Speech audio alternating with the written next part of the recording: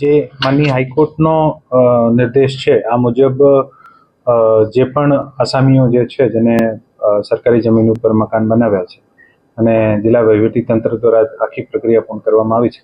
આના પછી એક અપીલનો માધ્યમ છે જીઆરટી, ત્યાં માનનીય હાઈકોર્ટે જવાનું કીધું છે.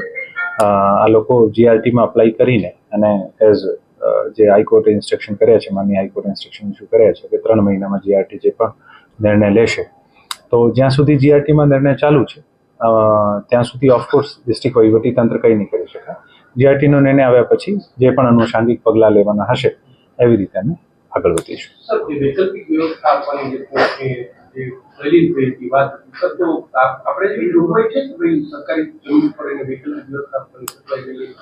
સરકારી જમીન ઉપર જે પણ દબાણ કર્યો હોય આને માટે વૈકલ્પિક વ્યવસ્થાની કોઈ આજની તારીખમાં કોઈ જોગવાઈ નથી અને ખરેખર સરકારી જગ્યાઓ ઉપર પુષ્કળ દબાણો હોય છે અને પ્રેક્ટિકલી પોસિબલ પણ નથી કે આપ કેવી રીતે આપી શકો છો. બાકી જે પણ માનનીય કોર્ટે ઇન્સ્ટ્રક્શન્સ આપ્યા છે, ઇન્સ્ટ્રક્શન મુજબ આ લોકો પોતાની રેમેડી, ડિસ્ટ્રિક્ટ એડમિનિસ્ટ્રેશનને કોઈ ઇન્સ્ટ્રક્શન નથી, આ લોકોને એક તક આપી છે અને જેવી રીતે નિર્ણય આવશે ફ્યુચરમાં જીઆરટી અથવા માનનીય કોર્ટને એવી રીતે આપણે આગળ વધીશું.